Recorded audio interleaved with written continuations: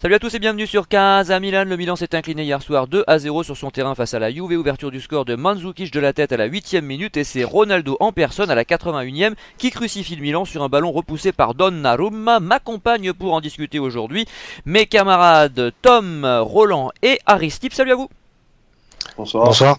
Bonsoir. Alors Tom, vas-y raconte-nous, comment as-tu vécu ça? Je précise qu'on fait court aujourd'hui, parce que vraiment après ça on n'a pas envie d'épiloguer. Mais Tom va nous donner bien évidemment son sentiment sur ce match qui était très attendu. Attendu, prévisible et résultat presque honorable. Honnêtement, je suis même pas déçu par le résultat parce que je m'attendais vraiment à cette défaite. Ce qui a été reflet de l'écart entre la Juve et nous. Clairement, on est moins bon qu'eux. Ils ont des meilleurs joueurs quasiment à tous les postes et même leurs remplaçants sont meilleurs que nos meilleurs joueurs.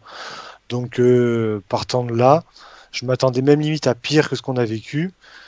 On pourra revenir éventuellement sur 2-3 points ou 2-3 faits de jeu, mais dans l'ensemble, ouais, on perd 2-0 face à une équipe qui est juste bien meilleure que nous. Donc bon, qu'est-ce que tu veux que je dise à ça? Bah ouais, c'est pas sur ce match-là, j'attendais que le Milan prenne des points, malheureusement. On en est réduit à ça, mais c'est une réalité aujourd'hui. Oui c'est vrai, on n'est pas très surpris. Roland, t'étais au stade, T'as croisé Nico d'ailleurs? Non, non, non, on s'est pas vu. On n'était pas dans le même secteur. Parce que je sais que lui a croisé Billy, tenez-vous bien, Valentin Paoluzzi qui a participé à plusieurs reprises à Casa Milan, effectivement, qui est aujourd'hui grand correspondant de multiples médias. Et donc, est-ce que tu as passé un bon moment au moins dans l'enceinte de San Siro? Bah, c'est vrai que bon, à l'instar de ce que disait Tom, j'avais pas beaucoup d'espoir avant le match. Moi, je militais pour dire que les matchs importants, c'était celui contre le Betis et celui qui vient contre la Lazio, parce que je savais qu'on n'avait pas beaucoup de prétentions sur la rencontre d'hier soir. Mais c'est vrai que quand on arrive à nouveau devant San Siro, bah, avec l'ambiance, avec le stade qui était plein, bah, on se dit ah quand même, ça serait bien de faire un résultat. Bon, voilà, j'ai été un peu déçu parce que j'étais dans l'euphorie sur place, mais sinon en soi, je suis pas surpris. Je suis pas surpris et par contre, je suis toujours surpris par contre de voir le nombre de Juventini répartis un peu dans tout le stade sur les deux buts de la Juve et je me suis senti un peu seul au milieu de tout ce troupeau-là. Bon, voilà, c'était la note négative, mais sinon pour moi, comme disait Tom, rien de surprenant sur cette rencontre. C'est une autre catégorie à laquelle on ne peut pas prétendre actuellement, donc voilà, Et avant très la longtemps, à logique a mon été avis. respectée. Pardon? Et avant très longtemps, à mon avis, c'était juste pour finir ta phrase. Ah oui, ah oui, complètement. La logique est respectée et ce sera la logique pour encore quelques saisons, je pense. Ouais, c'est vrai que les années précédentes, finalement, on a eu quelques résultats contre la Juve et qui étaient moins catastrophiques que ce qu'on pouvait imaginer. Parfois, je dis bien parfois, notamment à domicile. Mais là, c'est clair que c'est tout sauf surprenant. Quelques classes d'écart, effectivement, entre les deux équipes. Je rappelle quand même, il n'y a pas eu énormément d'occasions franches si on regarde bien quand même des deux côtés. Mais je vais rappeler quand même qu'Higuaín, à la 41e minute, a tiré sur le poteau, enfin plus exactement Chesney, le gardien turinois, a dévié un penalty pas très bien tiré d'Higuaín sur le poteau. Aristide, c'est ton tour de donner ton opinion sur cette rencontre. Bah, effectivement, je vous rejoins dans le sens où on est à des années-lumière aujourd'hui de la Juventus. Après, moi, à la fin du match, j'étais quand même extrêmement déçu. Ce qui veut peut-être dire qu'on aurait peut-être pu faire quelque chose dans ce match. Donc effectivement, on s'y attendait avant le match de perdre. Après, c'est vrai qu'à la fin du match, on se dit mince, on aurait pu faire quelque chose avec le penalty, comme tu dis, MJ de Higuaín, le carton rouge qui arrive en fin de match, c'est quand même plutôt dommage. D'Higuaín encore, Higuaín qui a complètement pété les plombs en bousculant tout le monde. C'est vrai que le scénario, un partout à la mi-temps, c'est peut-être pas le même match, mais C'est pas volé, c'est ça. le problème c'est qu'il y a un tel, il y a une telle différence de maîtrise déjà au niveau du pressing. Enfin, ils nous ont totalement étouffés, il n'y a pas photo. Et puis surtout de maîtrise des zones de vérité, justement, parce qu'Higuaín on a l'habitude de dire, bon c'est un très bon attaquant, personne ne remettra ça en question bien entendu, mais on a l'habitude de dire qu'il se manque lors des grands rendez-vous. On a vu avec les finales de l'Argentine bien sûr. Là il manque son péno, alors on peut dire ça reste un penalty tout ça, mais enfin c'est quand même une occasion à 5 minutes de la fin de la mi-temps. Bon, d'un autre côté, sans la créativité de notre milieu de terrain qui n'est pas fait pour créer, quand on voit les joueurs alignés, c'est compliqué de mettre en danger cette vieille dame. Tom, Bah, honnêtement, je pense que l'on ne peut pas être déçu par ce résultat. Alors oui, effectivement, on peut dire le penalty ci, le penalty ça, le deuxième éventuel jaune à Benatia. Pourquoi pas, je peux l'entendre. Mais j'ai surtout eu l'impression que la Juve en fait gérait le match. Ils ont été tranquilles. On les a pas inquiétés et je pense que effectivement, peut-être que si on avait marqué le but face à Higuaín, il y aurait eu un partout. Mais je pense honnêtement que la Juve aller accélérer un petit peu Ouais. le jeu et pour marquer un deuxième but. Là, je pense qu'en fait, ils ont gagné le match, mais sans aucune pression. Donc oui, peut-être, ouais, on aurait pu avoir un peu de frisson à la fin de la première mi-temps, mais je pense franchement que ça aurait pas changé le résultat final et que au lieu de 2-0, ça aurait pu finir en 2-1 ou 3-1, que ça aurait rien changé, vraiment. Ouais, mais t'as sans doute raison. Bon, on passe au top, hein, on fait un seul tour de table aujourd'hui. De toute façon, vous aurez l'occasion de développer tout ça pour les tops et les flops. Et à l'occasion, pardon, des tops et des flops, et bien entendu, lors du mot de la fin. Allez, vas-y, Roland. As-tu trouvé 3 joueurs côté milanais à sortir du lot? Alors là, tu me prends un peu de cours quand Ah même. bah, Hein. un, ça suffit, hein. Euh, bah, une fois n'est pas coutume, je pense que je vais parler de Romagnoli en première place. Ouais. Comment dire? Il a été correct, voilà, sans plus. Il a été correct, il a fait ce qu'il avait à faire. Jamais trop pris à contre-pied, donc voilà. Bon, j'ai pas envie d'épiloguer là-dessus. J'ai bien apprécié, j'ai bien aimé son attitude lorsque ça chauffait un peu entre différents joueurs. On voit qu'il a pris de l'assurance avec son brassard, qu'il s'affirme un peu dans ce rôle-là, alors que c'était pas gagné, je pense, au début. Parce que voilà, ça fait plusieurs années que le brassard est sujet à beaucoup de débats. Bah, depuis C'était une Ambrosini, tâche, hein. tout à fait, et je pense que c'était une tâche compliquée de prendre la suite de deux capitaines qui ont eu leurs problèmes, mais des problèmes à chaque fois différents, si on veut, pour faire simple. Ouais. Donc là, il s'affirme, je trouve, et j'ai bien aimé sa réaction lorsque Higuaín a pété les plombs. Il a été le premier à essayer d'aller le calmer, de l'envoyer vers le vestiaire alors que l'arbitre lui avait montré le rouge. Donc voilà, j'ai bien aimé sa réaction. Et puis c'est vrai que sur le terrain, il a été honnête. Sinon, deuxième, troisième place, j'ai absolument aucune idée. Je vais évoquer simplement Bakayoko, qui a fait des bonnes choses, qui a en tout cas été meilleur que Kessié. Bon, vous allez me dire que c'est peut-être pas forcément compliqué, mais voilà, il a eu ce mérite-là. À nuancer toutefois, parce que je trouve qu'on en fait beaucoup dans un sens comme dans l'autre. On en fait beaucoup avec lui en disant c'est le meilleur des 3 derniers matchs, ainsi de suite. Ce n'est pas le cas, je pense. Et notamment en début de match, il fait une passe en retrait, je sais plus, c'était vraiment en tout début de match. Hein. Je crois qu'il y avait encore 0-0, c'est dire. Il fait une passe en retrait, enfin, il a le ballon, il est dos au sens du jeu, et puis il veut faire une passe vers Zapata, je crois. Et en fait, il l'envoie directement dans les pieds de je sais plus quel joueur de la Juve, et je me suis dit, ouh, la soirée va être longue. Et il a fait plusieurs choses comme ça. Et même s'il a été bon dans quelques courses, moi j'ai toujours peur quand il prend le ballon. Voilà, donc voilà, utile sur quelques courses, un peu dans le physique. Clairement pas le plus mauvais, mais bon, voilà, pas la peine non plus d'en faire tout un pataquès à ce niveau-là. Et puis pour la troisième place, je laisse vide. Voilà.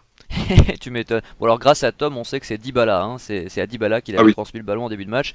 Oui, alors de toute façon, le problème avec ce genre de joueurs, c'est qu'on en attend tellement rien, on connaît tellement leur médiocrité, notamment sur le plan technique, que lorsqu'ils réussissent une passe, on est presque épaté, on est presque ébloui, si tu veux. C'est c'est le toujours pareil, problème. c'est le truc de la bonne surprise. Quand tu t'attends au pire, tu ne peux avoir que des bonnes surprises. Donc c'est un peu ce qui se passe avec Bakayoko. Cela dit, il a été meilleur que ses compères du milieu de terrain hier, c'est certain. Tout à fait. Le vrai problème, c'est qu'il n'y ait pas à côté de lui des mecs pour faire beaucoup mieux que lui. C'est ça le souci, quoi. Mais bon, on fait avec. Aristide, quel est ton top? Alors pour le top, j'ai mis Romagnoli en troisième position. Ensuite Donnarumma, j'ai trouvé pas mal Donnarumma avec 2 arrêts sur 2 frappes de Cristiano Ronaldo. Bon après les frappes étaient un peu écrasées mais fallait pas la relâcher, c'est déjà ça. À la 68e notamment, il y en a une qui est pas mal, ouais, belle parade. C'est ça, c'est ça. Et en fait en premier, comme l'a dit Roland, j'ai mis Bakayoko dans mes tops. Alors non pas effectivement qu'il ait été extraordinaire. Après je trouve que le 4-4-2 lui réussit pas mal ces 3 derniers matchs. Alors c'est peut-être pas le meilleur, hein, comme l'a dit Roland sur les 3 matchs, on en fait peut-être un peu trop. Cependant il revient quand même souvent dans les tops, ou du moins on remarque ses prestations. Donc Mais je parce que pense les autres que sont voilà nuls, c'est ça le problème. C'est voilà, par c'est défaut. ça aussi. Ah oui, ça aide beaucoup, ça c'est sûr que ça aide beaucoup. D'ailleurs, j'ai eu du mal à trouver trois joueurs. Après, je pense que le 4-4-2 lui fait du bien aussi. Donc voilà, un petit top pour Bakayoko avec Donnarumma et Romagnoli. Allez Tom, c'est ton tour. J'imagine que t'as pas mis Donnarumma. Non, Je m'en non doutais. pour la première sortie du premier but, même si je pense que l'erreur est collective sur le premier but, j'y reviendrai tout à l'heure. Non, rien que pour ça, je l'aurais pas mis. Non, en troisième position, un peu comme Roland, j'avais pas trouvé. Ben, au final, j'ai mis le Tifo, parce que j'ai trouvé le Tifo absolument magnifique. Alors, Ouais. je pense que Roland pourra en parler encore mieux, mais je l'ai trouvé vraiment magnifique. En total décalage avec le niveau des joueurs sur le terrain d'ailleurs, mais en tout cas, le Tifo était vraiment superbe. Donc voilà, c'est mon top numéro 3, donc je vais un peu changer. En numéro 2, ça va être la charnière centrale, et je vais englober aussi Zapata, parce que je l'ai flingué la dernière fois face à Houdin où il avait été absolument catastrophique, et là je l'ai trouvé étonnamment bon. Et Romagnoli, un peu comme l'a souligné Roland, et il a été impeccable, il n'y a rien eu à dire là-dessus. De toute façon, Donc Zapata, il va si on falloir ne s'y prend que habituer deux, parce qu'il risque de jouer beaucoup là. bah, qui continue comme ça, et je pense qu'il va falloir qu'on brûle un cierge chaque week-end, parce que c'est pas souvent qu'il fait des matchs comme ça. Donc là, pour une fois, il a été assez compétent, et Romagnoli est à son niveau, c'est-à-dire bon. Donc la charnière en numéro 2. Et en numéro 1, ça va être Bakayoko. Alors, il faudrait qu'il arrête d'être bon parce que sinon Gattuso va vouloir le racheter. Donc, ça nous poserait quand même quelques soucis. Parce que, mine de rien, il coûte quand même 35 millions et il est quand même pas très très bon non plus. Mais malgré tout, bah, faut être quand même un peu honnête. C'est vrai que dans le 4-4-2, il est quand même assez bon. Défensivement, il fait vraiment beaucoup de boulot. C'est Alors, vrai. autant balle au pied, je pense que là, je rejoins Roland, il me fait flipper dès qu'il a le ballon. Par contre, défensivement, ça fait bien longtemps qu'on n'a plus un mec qui sait défendre comme ça. C'est pas non plus un caissier qui court à tout va comme un chien enragé. Défensivement, il fait du bon boulot. Le problème, c'est qu'effectivement, il faut pas lui laisser le ballon plus de 3 secondes, sinon il fait flipper. Mais à l'heure actuelle, si on avait eu Bilia titulaire, je pense qu'on est tous d'accord pour dire qu'entre Kessié et Bakayoko en ce moment, c'est le français qu'il faut choisir et pas l'ivoirien, Ah, parce certainement. que la comparaison fait mal à l'ivoirien, parce que Bakayoko dans ce système-là est plutôt intéressant. Donc voilà pour mes tops. Bon, bah c'est bien, on va passer au flop de Roland. Alors Roland, et puis un petit mot bonus hein, sur le tifo. Ouais, bah très très beau, très belle réalisation. C'est vrai que de l'endroit où j'étais, j'ai bien pu en profiter. Très bien réalisé, assez de bon goût si on veut. Si j'ai bien compris, c'était les 50 ans du virage milanais organisé en tant que tel. Et c'est vrai que vraiment bien, pas eu de soucis de mise en place comme ça peut malheureusement arriver parfois. Donc c'est vrai que ça faisait un bon rendu. Et petit mot aussi sur une des banderoles qui est apparue en cours de match, à la gloire de notre capitaine de l'an dernier, où Bonucci justement était donc comparé à Schettino. Je ne sais pas si vous vous souvenez, c'est le capitaine du bateau de croisière qui s'était échoué il y a quelques années de ça au large des côtes italiennes, mais je me Le souviens Costa plus à quel Concordia? endroit. Oui, tout Oui. à fait. Ah, j'avais oublié son nom, d'accord. Avec malheureusement, je crois, plusieurs morts à la clé. Ah ouais, qui était parti le Bon, premier, ouais. Enfin, parmi les ouais, premiers. c'était peut-être une comparaison un peu osée, mais en tout cas, je l'ai trouvé assez amusante, si on peut rire de ce genre de situation. Voilà, le capitaine qui quitte le navire quand ça va mal, le capitaine qui s'en va donc qui retourne de là où il venait, et en plus pour ne même pas jouer hier soir. Bon, voilà, c'est la suite logique de ce qu'on a pu voir depuis l'été dernier. Bref, tout ça pour dire les flops. Alors là, d'un coup, c'est plus fourni. Je vais avoir plusieurs combos. Alors, troisième place, je vais mettre deux déshabitués que j'ai du mal à dissocier ces derniers temps. C'est Chalanoglu et Kessié. Voilà, bah, ça fait plusieurs matchs qu'on dit qu'ils sont pas au niveau et ça s'est encore confirmé hier soir. Je parlais de ma situation en tribune hier et c'est vrai que j'étais assez haut dans les tribunes sur la longueur et ça permet de mieux se rendre compte justement du placement des courses des deux équipes.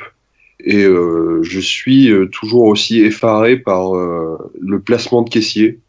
Bakayoko à côté, c'est un artiste, hein, faut dire ce qu'il est en termes de placement en tout cas.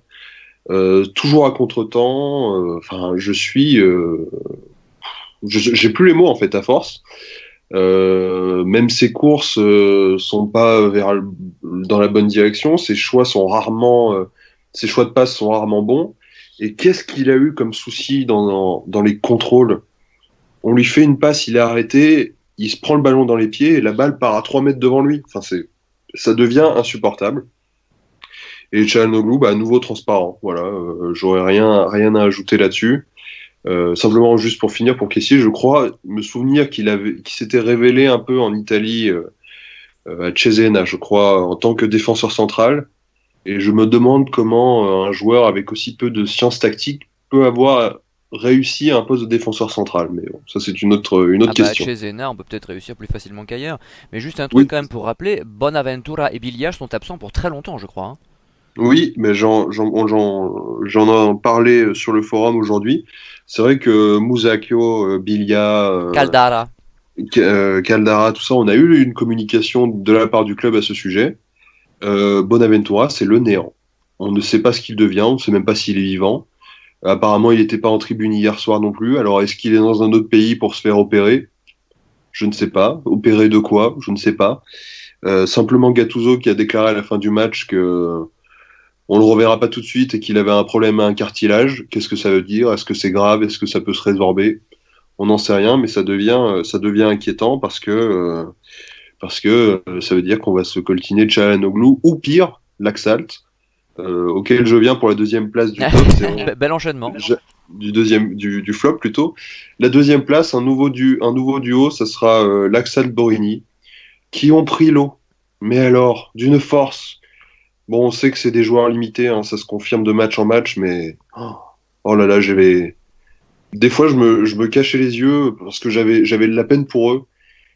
Laxalt, c'est incroyable, incroyable. Et cette passe magnifique à Cancelo, je crois, sur le deuxième but, mais tout le monde l'a vu venir, celle-ci. Il est au pressing, enfin il se fait presser. Encore, je trouve que le pressing n'était pas hyper puissant sur lui.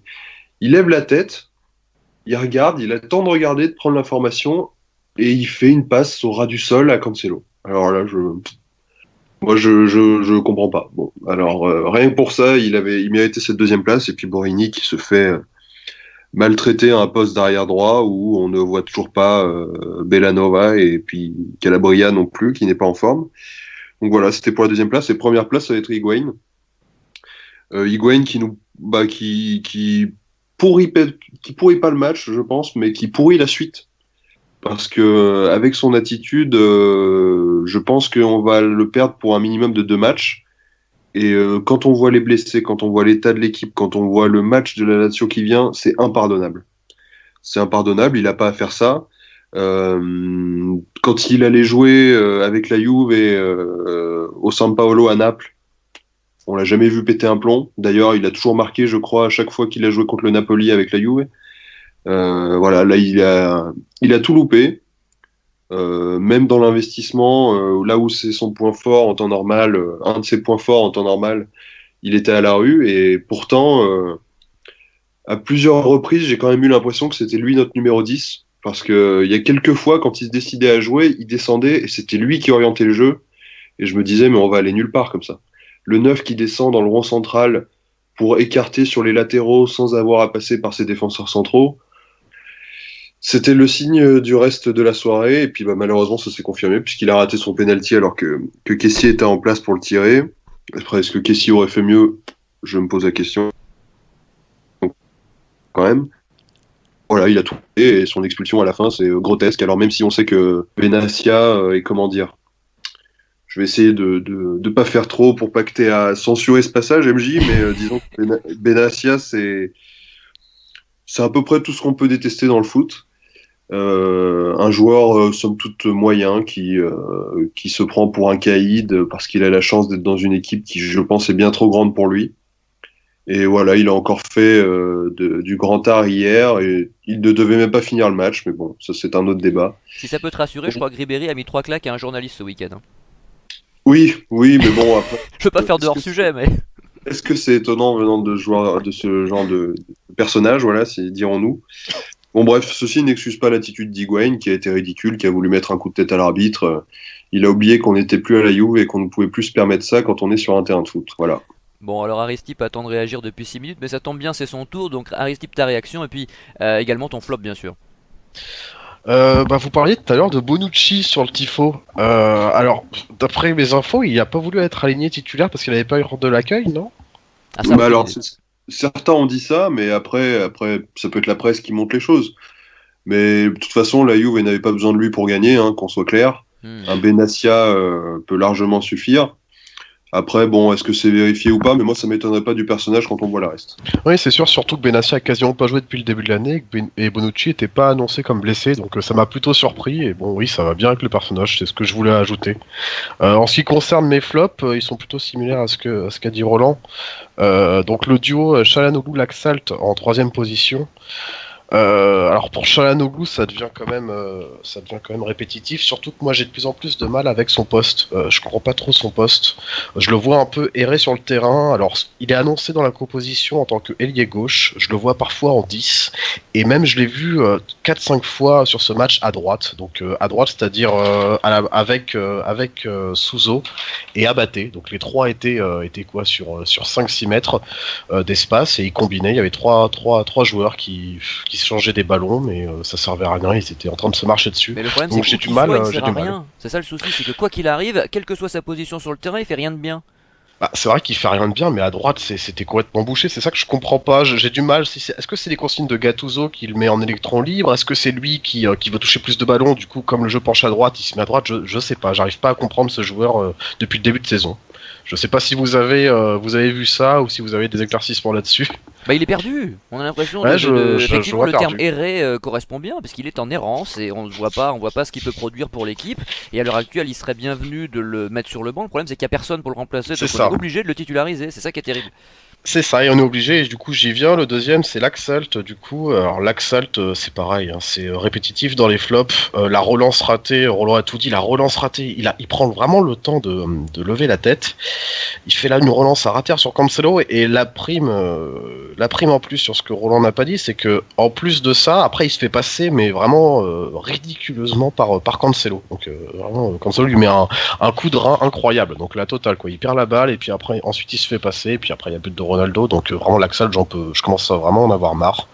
Je me répète, hein, mais je trouve il avait fait quelques bonnes performances au Genoa, une bonne Coupe du Monde, mais là ça commence à faire beaucoup pour le même joueur. Seconde place, j'ai mis Rodriguez. Alors Ricardo Rodriguez, que j'ai trouvé vraiment intéressant depuis le début de la saison, là je l'ai trouvé vraiment absent, mais dès le début, je pense que le but de Mandzukic, je l'ai mis dans de beaux draps dès le début, il s'en est jamais relevé. Je trouve il est à la base sur le ballon à la 8e minute, puis il se fait passer comme un débutant devant par Mandzukic. Alors ok, Mandzukic est un spécialiste des têtes, mais quand même, j'ai noté beaucoup de pertes de balles à la 10e, 16e, 70e assez dangereuses, des centres au 3e poteau, etc. Donc deuxième de mon flop Rodriguez, et enfin en premier, Roland l'a dit aussi, hein, Gonzalo, Pipita, Higuain. Très compliqué quand on attend une bonne performance de ce genre de joueur. Alors on sait que c'est pas toujours un joueur des grands matchs, mais Roland a dit qu'il avait quand même pas pourri le match. Moi je trouve qu'il l'a quand même pourri. Le penalty raté, ça peut arriver, mais moi c'est plus l'attitude sur le terrain que j'ai trouvé assez infâme. Je trouve qu'il crie beaucoup trop sur les joueurs. Alors ok, il est frustré de pas avoir ballon, il redescend beaucoup, d'accord, mais on attend plus de lui. Et après, il pète un câble complètement sur l'arbitre, il se fait expulser. Et comme l'a dit Roland, voilà, on en arrive à ok pour ce match-là, on le perd. Bon, on s'y attendait à la limite. Mais le problème, c'est que contre la Lazio, c'est l'équipe contre qui on joue directement à la 4e place. Là, on peut être embêté dans 2 semaines. Et après, on sait pas. Est-ce qu'il va revenir dans 3 semaines, dans 2 matchs, c'est-à-dire, ou dans 3 matchs, ça on sait pas encore. Faudra attendre la décision. Mais moi, je trouve que sur ce match, il nous plante et c'est dommage pour un joueur de sa trempe. Alors loin de moi l'idée bien évidemment de défendre Higuain puisque je partage totalement ton point de vue. Toutefois, d'un point de vue plus général, sans parler d'Higuain, chercher les occasions de but pour nos attaquants, quels qu'ils soient, hein, que ce soit Higuain ou Cutrone, sur les 3-4 derniers matchs, c'est pas facile d'en trouver. Hein. Ouais, mais ça, Honnêtement. MJ, ça fait des années. Ça fait des années Oui, qu'on mais c'est souffre de dramatique ça. qu'on attende d'un C'est attaquant. dramatique, mais Torres avait eu le même problème. Je me rappelle de Destro qui avait aussi un demi-ballon par match. Ça fait des années, c'est vrai qu'on n'a pas de milieu, mais je pense que Higuain, en venant au Milan AC, il savait très bien qu'il allait pas avoir les ballons d'un Pjanic ou d'un Khedira à la Juve. Mais donc faut qu'il parte du milieu de terrain, qu'il dribble 5 joueurs pour les marquer quoi. Bah, c'est pour ça qu'il redescend autant, je pense. Mais Voilà, c'est ça il qui est tellement malheureux, c'est ça qui m'a frustré. C'est Et encore malheureux, une fois, je veux bien pas le sûr. défendre, hein. Je veux pas le défendre du tout par rapport à son attitude qui est inexcusable. Mais c'est vrai que être attaquant au Milan AC, c'est très très compliqué. Et je trouve que moi, Cutrone l'année dernière avec ses 10 buts, en sachant qu'il a été assez peu titulaire finalement, en tout cas en première partie de saison avec Montella, est un héros. Voilà. Donc moi j'ai tendance à, parce que les gens ont l'air paniqués parce qu'Higuain ne va pas jouer, mais Cutrone depuis le début de saison ne fait pas moins bien qu'Higuain. Donc personnellement, Cutrone est titulaire à Rome, ça me va très bien. Et j'espère qu'il marquera bien sûr. Mais pour ça, il faut qu'il ait des ballons. Alors Roland veut C'est sûr. réagir et après Tom pourra nous donner son flop. Vas-y Roland. D'ailleurs, en parlant de Coutolone, et je trouve que le moment où on a été le plus intéressant, c'est au moment où Higuain et Coutolone étaient sur le terrain ensemble. Comme souvent depuis le début de la saison, c'est là où il y a eu un peu plus de ballons qui sont arrivés, où je trouve que même les deux combinent bien entre eux. Et c'est malheureux de devoir se passer de ce genre de système parce qu'en fait, on n'a que deux numéros 9. Et puis pour rebondir sur la difficulté d'être attaquant au Milan, je me souviens qu'il y en a qui ont beaucoup critiqué Bacca, mais Bacca, il nous fait quand même une saison à 20 buts, Ouais, toute ouais. compétition C'est confondue vrai. il y a 2 ans. J'avais oublié Baka, ouais, c'est vrai. Ça Il a été ça- très agaçant lors de sa deuxième saison, concède-le quand même. Ah oui, Mais- mais tout à fait. Ça, j'ai pas de problème avec ça. Mais quand je voyais qu'on disait, ouais, Bacca qui arrive de Séville, où il a fait 2 ou 3 de saison à plus de 25, voire 30 buts, bah, l'année où il met 20 buts, enfin, c'est une chance inouïe qu'on a eue, et ça montre toutes les difficultés que connaît le Milan depuis plusieurs saisons maintenant à ce poste-là. On a de la chance d'avoir Higuain et un jeune très prometteur et qui semble confirmé comme Cutrone, mais enfin, ça va pas durer. On peut pas attendre d'eux qui mettent 15-20 buts chacun si on n'a pas un milieu de terrain adéquat, si on n'a pas des ailiers haut niveau. Parce que parlons aussi de Suso qui a disparu de la circulation hier. Euh, Enfin, voilà, c'est récurrent et ça va durer. Bon ben Tom, tu vas nous donner ton flop bien sûr, mais j'ai une petite question subsidiaire, un peu humoristique et un peu taquine. On fait monter Colombo pour le match prochain? Pff, Gattuso le fera jamais, mais bon voilà, oui, si tu veux, hein, Non mais s'il y a mais on peut personne, espérer. s'il y a Mais personne, parce Gattuso, qu'Higuain étant suspendu, il reste que Coutron et finalement t'as un autre attaquant en disposition là? ah mais il mettra Ah le il mettra Camerounais Borini. là, non, Tadjout là qui est l'attaquant numéro 1 de la Primavera, il le fera Hmm. monter dans le groupe professionnel, D'accord. ça c'est sûr. Après, il rentrera jamais. On On le va pas verra se pas. mentir, il rentrera jamais. On l'a vu hier, Bourigny est rentré arrière droit, il s'est fait bouffer de long large en travers. Oui parce que finalement Pourtant, Abaté c'était pas si mal hier. Par rapport à Borini j'entends. Ah oui, oui? ah oui, bah, ça c'est sûr. Par rapport à Bourigny, je pense que même moi, je pense que j'aurais été mieux. Donc effectivement, oui.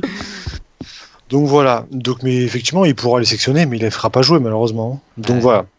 Alors pour mon flop, je l'ai pas mis dans le flop 3, mais histoire de le rhabiller pour l'hiver, je vais en parler quand même un petit peu c'est de l'Axalt. Parce Ah que oui. vous avez tout dit, excepté aussi la belle passe de Coutronnet en contre-attaque, où Oui, oui, l'Axalt oui. rate totalement le ballon. Là, c'était ça le petit plus. Ah oui. Donc je pense qu'en 10 minutes, il a fait la panoplie de ce qu'il fallait pas Ah faire. oui, c'est quelle entrée, quelle entrée. Donc voilà. Sinon, en numéro 3 du flop, j'avais comme Roland, j'avais Çalhanoğlu et Kessié. Alors, je suis content d'ailleurs d'avoir les propos de Roland qui était au match par rapport à Kessié, parce que j'avais l'impression qu'il était partout et nulle part à la fois, et surtout nulle part à la fois. Je rejoins d'ailleurs par rapport à ce que je dis par rapport à Bakayoko. Lui, par contre, Kessié peut remercier le ciel d'avoir Bilia blessé, parce qu'à l'heure actuelle, il faut qu'il sorte du 11, quoi. C'est plus possible, hein, il est horrible. Mais on va finir Et par ça fait rappeler depuis Montolivo, tu vas voir. franchement, j'en suis à un point où Kessié, je me dis, mais tout sauf Kessié, j'en peux plus.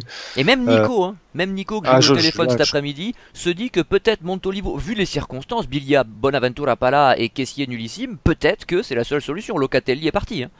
ah oui, bah là, honnêtement, on est en train d'y réfléchir parce que Kessié, c'est horrible.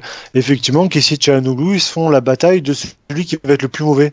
Donc c'est bien, je pense au top et flop demi-saison, je pense qu'au flop, on a déjà 2 sur les 3.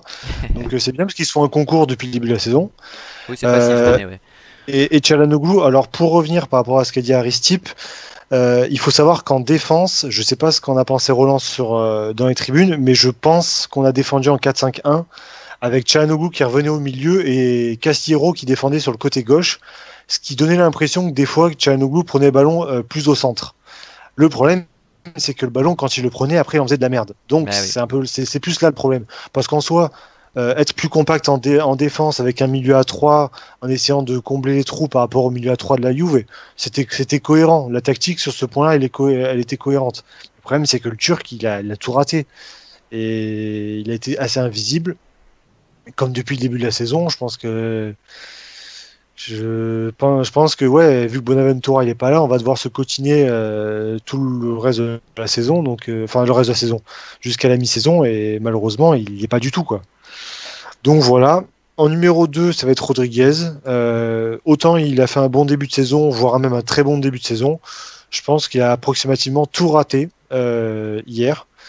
Et effectivement, le but encaissé, il l'a pas mis dans de bonnes conditions, parce que clairement, il a raté des choses très simples qu'il réussissait habituellement.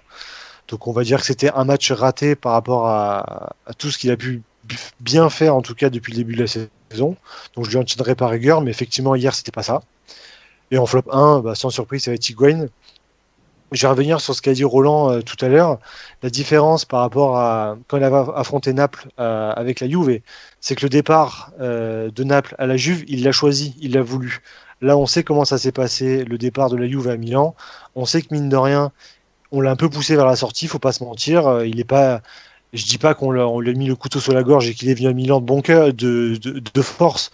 Mais malgré tout, on sait que c'est la Juve qui, en premier lieu, a dit à Higuaín, bon, t'es bien gentil, mais ton salaire, il est un peu trop élevé, on a Cristiano, donc tu te barres.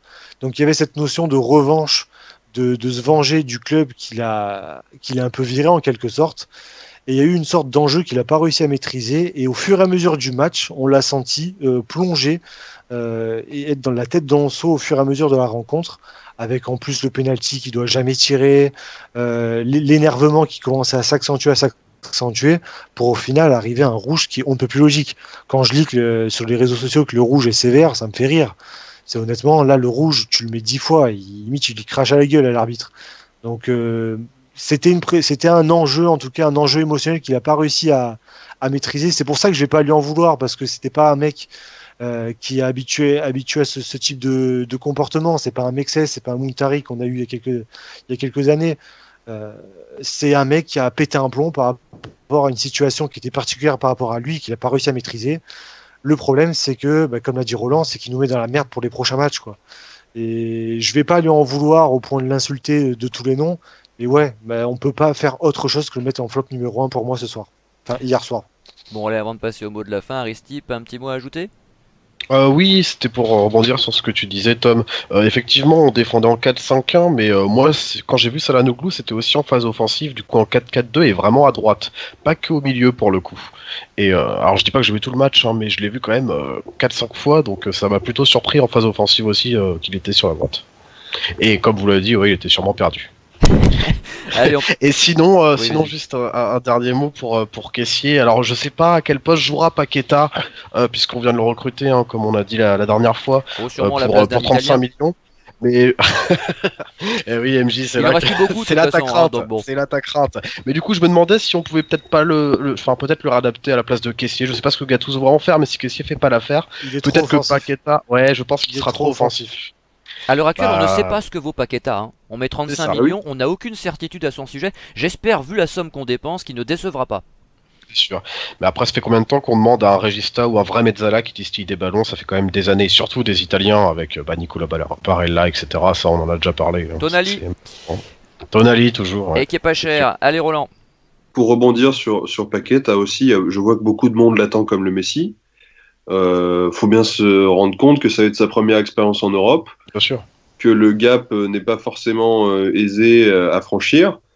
Et en l'occurrence, moi, j'ai pas envie de l'attendre comme le Messi, parce que s'il vient et qu'il a du mal, on va se mettre à le descendre alors qu'il vient d'arriver, le mec. Ah, c'est sûr. Changer de continent, de pays, de championnat comme ça, moi, je pense que sur la demi-saison où il va venir, là, à partir de janvier, ça va surtout lui servir pour l'adaptation, pour se mettre dans le bain. Mais faudra pas l'attendre comme le nouveau milieu transcendant de tout le Milan, hein. C'est pas lui qui va nous faire gagner, j'allais dire gagner le championnat, atteindre la 4e place en tout cas. Donc voilà, il y a beaucoup d'attentes autour de ce jeune aussi, qui est un joueur très jeune. Donc attendons de voir avant de s'en faire le sauveur du peuple. C'est sûr, surtout qu'au Brésil, il y a une année complète qui a déjà été faite. Du coup, au niveau de la fraîcheur, ça va être compliqué pour lui. Bon, allez, on passe au mot de la fin de Tom. Ça va être par rapport au mercato, justement. J'espère qu'on va se bouger un peu le fion pour janvier. Parce que je me répète, parce que la semaine dernière, lors du match face à Udine, j'avais dit la même chose. Mais il va falloir qu'on soit vraiment proche de la 4e place et qu'on fasse quelque chose. Paqueta, j'en attends pas monts et merveilles, mais effectivement, je pense qu'il fera une solution au moins de secours dans le 4-4-2 actuel. Je Il va pense remplacer que Çalhanoğlu, de toute façon. Çalhanoğlu ou peut-être Castillero, parce que Castillero il est bien mignon, mais autant sur le côté ça passe, autant proche des buts on a l'impression quand même, comme j'ai dit la semaine dernière, on dirait un poulet sans tête. Ouais, j'ai pas Il oublié comprend ça. pas tout ce qui se passe. Paqueta au moins c'est vrai qu'il apportera techniquement, il n'y a pas de souci, il va falloir qu'il s'habitue après au rythme de l'Europe et tout, donc là je Jean Roland. Après, techniquement, c'est quand même autre chose que Castillo, ça c'est une certitude. Donc ça pourrait au moins être une solution de secours qui soit un peu moins mauvaise, même si, voilà, faut pas en attendre monts et merveilles. Au niveau du poste de Mezzala, malheureusement, je pense que Kessié et Bakayoko feront la paire toute l'année. Ça, je pense, dans tous les cas, on peut pas faire autrement. Par contre, il y a une priorité, c'est même la priorité des priorités, c'est de trouver un remplacement à Bilia. Encore plus avec la blessure de ce dernier. Là, ça devient une urgence absolue. J'ai lu là tout à l'heure que Tonali, il coûtait 20 millions. Eh ben, c'est très bien. Paiement échelonné, je pense qu'il y a encore moyen. Si on veut le prendre, c'est maintenant parce que là, en plus, il vient d'être pris en sélection avec Mancini. S'il commence à prendre de la valeur et tout, après, on pourra plus l'avoir parce que financièrement, il sera trop haut. Comme Chiesa, comme d'autres avant lui. Là, c'est vraiment, on a un créneau qui sera un laps de temps vraiment très court. C'est le seul créneau qu'on peut avoir, c'est maintenant, c'est en janvier. Donc, il faut vraiment essayer de l'avoir. Parce que vraiment, on en a besoin. En dehors du fait, c'est même pas le côté italien, pas italien. C'est juste que là, on a besoin d'un mec pour remplacer Bilia. C'est une urgence. Non, puis c'est surtout qu'il est bon. Ouais, C'est un bon joueur, Tonali. Il est bon. Et en plus, il est bon. C'est que là, c'est vraiment, on a un besoin urgent pour essayer d'avoir nos objectifs qu'on s'est fixés en début de saison. Parce que là, si on fait la saison avec Kessié et Bakayoko, en dehors d'avoir des supporters qui vont faire une syncope à la sortie du match, malheureusement. Là, il va nous falloir un vrai joueur de ballon parce que sinon on s'en sortira pas, quoi. Honnêtement, je pense que tôt ou tard, et c'est pas forcément que je le souhaite ou quoi que ce soit, mais perdu pour perdu, je pense que Gattuso sera obligé d'appeler Montolivo. Ça va être compliqué là de continuer avec la paire que tu viens de citer, et je vois pas, sauf si on recrute, je vois pas d'autre choix. Mais même si on recrute, je pense que Bilia c'est 4 mois et on sait après que ça peut prendre aussi un certain temps. 4 mois, on est en novembre, le compte est vite fait. Hein. Il revient en mars, tant être bon en avril, il reste 3 matchs, après c'est terminé. Hein. Donc je pense qu'il faut une recrue. Et tiens, j'aurais jamais cru dire ça un jour, mais je pense que Montolivo en doubleur de cette recrue-là, au final, c'est peut-être moins pire que José Mauri ou Bertolacci. Et après, de l'autre côté, faut faire avec Kessié et Bakayoko, mais ça, je pense qu'on n'aura pas le choix, au moins jusqu'à la fin de la saison. Eh ben, ça promet. Allez, Roland, c'est à toi. Oui, moi, mon mot de la fin, ça sera sur le stade. On en a déjà un peu parlé avec l'ambiance, tout ça, en début d'émission. La semaine passée, l'Inter et le Milan ont signé un accord pour la mise en place, si on veut, d'une commission commune pour déterminer l'avenir de Saint-Siro, en accord avec la municipalité de Milan, évidemment. Voilà, faudra voir ce qui ressort de tout ça, puisqu'il y a des perspectives là-dessus. On sait que le fait pour un club d'avoir son propre stade, ça joue sur beaucoup d'aspects. Il y a qu'à voir avec la Juve en Italie ou avec certains clubs anglais ou même maintenant en France avec Lyon. C'est un aspect important en termes de revenus, en termes de tout simplement de projets sur le long terme. Et c'est quelque chose qu'il va falloir discuter. Alors après, est-ce que le Milan serait prêt à partir de San Siro? Est-ce que l'Inter serait prêt à partir, ce qui me semble pas être le cas? Est-ce que les deux clubs vont continuer à vouloir être dans une structure qui ne leur appartient pas et pour laquelle ils payent un loyer à la municipalité de Milan? Est-ce que la municipalité va concéder la gestion de ce stade à ces deux clubs justement, comme ça semble être une option envisagée? Voilà, il y a des choses à faire à ce niveau-là. Mais en tout cas, il faudra pas compter, je pense, sur la municipalité de Milan pour avoir la même mensuétude que celle de Turin, puisqu'il faut se souvenir que le stade sur lequel le terrain sur lequel le stade actuel de la Juve a été construit a été octroyé par la mairie de Turin à la Juve et pour d'un montant dérisoire. Le prix du mètre carré pour la localisation où se trouve ce stade était assez ridicule. Voilà. Alors, est-ce que c'est une affaire en plus à mettre au compte de la Juve? Je sais pas. C'est peut-être pas le débat de l'émission, mais en tout cas, voilà, il va y avoir ces avancements sur le stade et je pense que c'est important de s'y intéresser parce que la viabilité du club passe par là. Et en son temps, il y a eu quelques années un projet porté par Barbara Berlusconi d'ailleurs. Oui. Esthétiquement moche, mais oui. Oui, tout à fait. D'un petit stade à la Juve et justement à la sauce Juve, justement 48 000, 50 000 places, peut-être même moins. mais qui en tout cas serait bénéfique. Et à l'époque, Barbara Berlusconi avait trouvé du répondant auprès de Fly Emirates notamment, qui est le plus gros sponsor du club, pour peut-être participer alors au financement ou en tout cas participer sous la forme d'un naming. Alors ce sont des choses Aïe aïe aïe. qui sont voilà, critiquables sur plein d'aspects. Après voilà, c'est une réalité malheureusement. C'est le foot qui part comme ça. Alors est-ce que c'est bien, est-ce que c'est mal? Je vais pas me prononcer là-dessus. L'émission n'est pas faite pour ça, mais c'est peut-être un mal pour un bien. Voilà, il faudra s'intéresser à cette question dans les semaines qui viennent. En tout cas, la question du stade, forcément. Après, moi, je serais pour qu'on rachète San Siro et qu'on éjecte, qu'on débarque l'Inter, hein, que Oui. l'Inter aille faire son nid ailleurs, et que San Siro Rappelons, reste milanais avec ce nom-là, et puis effectivement que Milan devienne le propriétaire. Fly Emirates, je suis pas fan, d'autant que ça prend trop de place sur le maillot et que c'est moche. rappelons que San Siro avait été construit par j'ai oublié son nom, un des membres de la famille Pirelli, qui était donc à l'époque président du Milan. Et il avait donc construit ce stade avec ses propres deniers pour en faire la maison du Milan, qui a ensuite été rachetée par la Casa municipalité. Milan. Ouais, tout à fait. Racheté par la municipalité et dans lequel maintenant l'Inter évolue depuis le début des années 50, je crois. Donc c'est la vraie maison du club. Ce serait bien que ça redevienne véritablement la maison du Milan, mais je pense qu'il faut pas espérer là-dessus. La municipalité n'est pas complètement folle, surtout que c'est une municipalité qui est infestée d'interisti depuis plusieurs saisons, depuis plusieurs mandats. Aïe. Voilà, les choses sont comme ça. Et pour Fly Emirates, je crois qu'il va bientôt y avoir des pourparlers de prolongation, Merde. notamment avec le futur président du club, Ivan Gazidis, qui arrive le 1er décembre et qui a bien l'intention de ramener le Milan à sa place, tout du moins financièrement en termes de revenus et notamment auprès des sponsors. Voilà. Bon, bah merci pour ce point historique en tout cas. Aristide. Oui, je me posais la question. Je voulais savoir quand les dieux du foot allaient nous épargner des blessures. Ça fait quand même des années. Voilà, moi j'ai 26 ans, je suis Milan depuis des années. J'ai l'impression que chaque année, on est l'équipe de Serie A ayant le plus de blessés, ou du moins une des 3-5 équipes. Donc je sais pas ce que fait le Milan Lab. Je sais pas s'il joue aux apprentis sorciers, mais j'ai l'impression qu'on a tout le temps le plus de blessés. Je pensais à Antonelli il y a quelques jours et je me disais tiens parce que je l'avais vu jouer avec Empoli, je me demandais c'est vrai que combien de fois je l'ai vu jouer au Milan AC. Il est resté 4 ans je crois et j'ai regardé ses statistiques, il a fait 64 matchs voilà en 4 ans.